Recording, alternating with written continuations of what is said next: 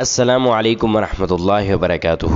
بسم اللہ الرحمن الرحیم۔ لا علاج امراض بھی شفا دینے والے۔ حضرت سلمہ بن اکوع رضی اللہ تعالی عنہ سے کہ ان کی پڈلی پہ موجود چوٹ کے نشان کے بارے پوچھا گیا تو آپ نے فرمایا کہ مجھے خیبر کے دن چوٹ لگی تھی۔ چوٹ کی شدت دیکھ کر لوگوں نے کہا کہ سلمہ تو شہید ہو جائیں گے۔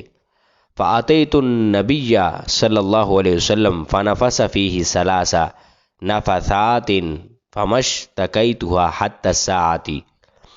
پھر میں نبی کریم صلی اللہ علیہ وسلم کی خدمت میں حاضر ہوا۔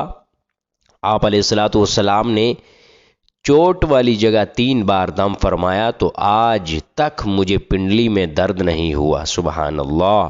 یہ حضرت سلمہ بن اکوع کو پنڈلی پر اس قدر شدید چوٹ لگی تھی کہ جو حدیث کے اندر بیان ہوا کہ بظاہر زندگی کی امید نہ تھی۔ دفاع جملہ بلا حضور نے ایسی مسیحائے فرمائی کہ لا علاج قسم کا مرض تو فوراً ختم ہوا، پھر کبھی لوٹ کر نہ آیا۔ یار اچھی سے اچھی دوا بھی جو ہے وہ ایک دم اثر نہیں کرتی، اور دوسرا اس بیماری کا واپس آنے کا اندیشہ بھی ہوتا ہے۔